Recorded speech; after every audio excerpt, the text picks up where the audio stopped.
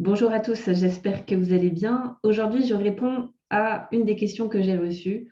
Comment trouver son coach? Alors, c'est vrai que c'est une très bonne question, puisque aujourd'hui, il y a beaucoup d'offres en fait sur le marché et comme c'est pas un métier officiellement reconnu, bah, aujourd'hui, bah, tout le monde peut s'improviser coach et il y a un peu de tout et de n'importe quoi, mais j'ai envie de dire, même dans les métiers reconnus et officiels, bah, il y a des professionnels, il y a des gens qui sont pros, il y a des gens qui ne sont pas pros, il y a des gens qui sont compétents, il y a des gens qui ne sont pas compétents.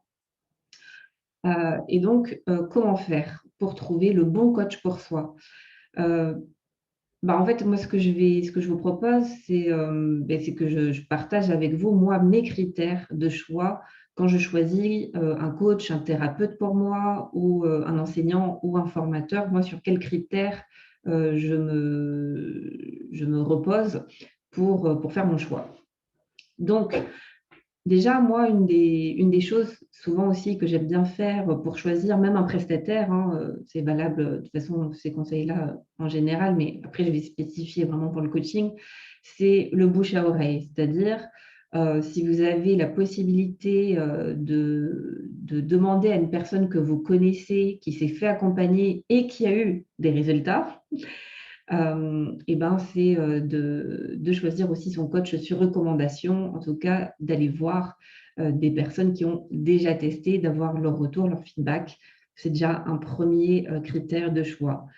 Du coup, ça me fait aussi penser aux témoignages. Donc la plupart des coachs aujourd'hui, je pense, ont un site internet, font des vidéos et cetera. Donc pour moi et d'ailleurs c'est ce que je fais aussi pour moi, plutôt que de dire, «Je suis une coach exceptionnelle», et ben, je préfère que ce soit mes clients qui le disent.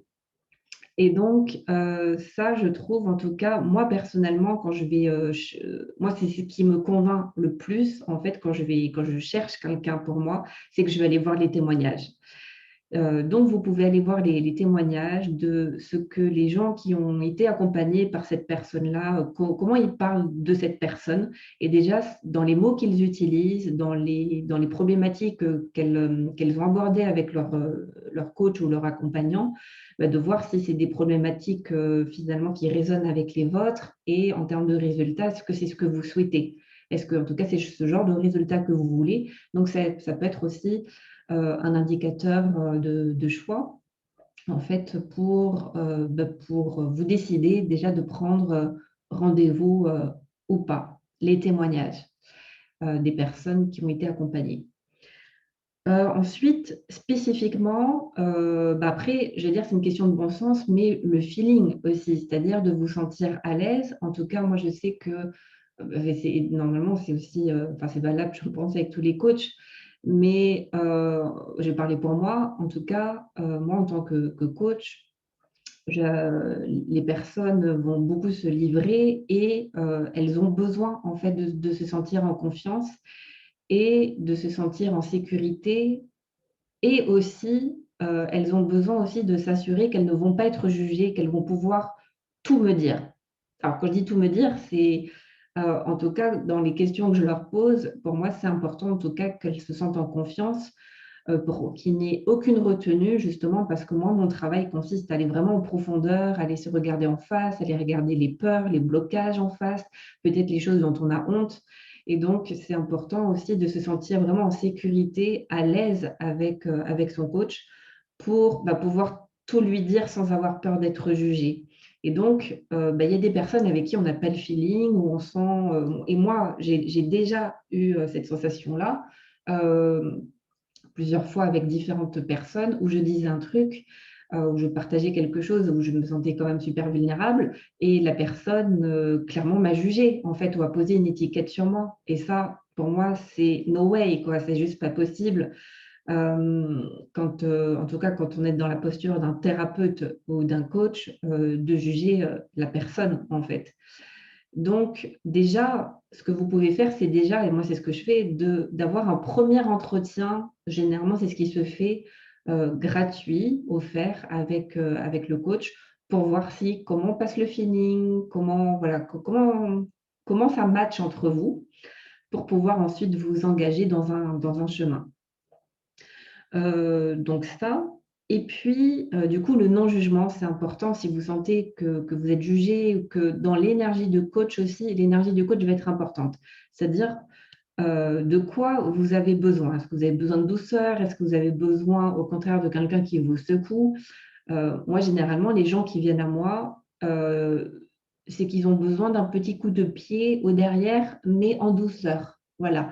C'est-à-dire que je ne vais pas donner un coup de pied juste pour donner un coup de pied et je ne vais pas gueuler sur la personne et dire ouais, tu peux le faire, vas-y, marche sur ta braise.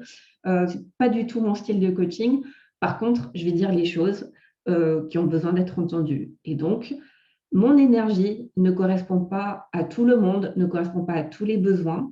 Après, je ne donne pas des coups de pied au cul à tout le monde, mais en tout cas, généralement, les personnes qui en ont besoin, en fait, elles viennent à moi pour ça, en tout cas pour que je les aide à franchir un cap important dans leur vie, souvent un gros virage dans leur vie, que ce soit au niveau personnel ou professionnel. Il y a des peurs et c'est pour ça que moi, je suis là aussi à la fois pour les encourager, leur tenir la main pour franchir l'autre rive, mais au bout d'un moment, il faut y aller, quoi. Donc, moi, je suis dans cette énergie-là et ça ne correspond pas à tout le monde. Donc, c'est important aussi de voir si vous, en termes d'énergie, de quoi vous avez besoin et ça rejoint un petit peu la question de feeling. Après, par rapport au coach, j'ai envie de dire, les diplômes, c'est pas le plus important. Honnêtement, moi, je n'ai pas fait des grandes écoles reconnues en coaching, je n'ai pas fait les meilleures écoles de coaching. Je connais aussi des personnes qui ont fait de grandes écoles reconnues en coaching et qui ne sont pas forcément, en tout cas, avec qui moi, je ne me ferai pas coacher. Donc, le diplôme, ça ne veut rien dire. En même temps, oui et non. C'est que moi, je trouve ça quand même, enfin, je ne vais jamais regarder ça, mais le diplôme va permettre en tout cas une certaine garantie au niveau de la posture du coach, c'est-à-dire de la manière de travailler, parce que être coach, c'est un vrai métier, ça ne s'improvise pas. Et c'est surtout avant tout une posture intérieure. Et donc, c'est de non-jugement, d'écoute, de reformulation, de questionnement. Et ça s'apprend en fait. Parce que sinon, on va vite aussi projeter notre modèle du monde aussi sur les personnes qu'on accompagne.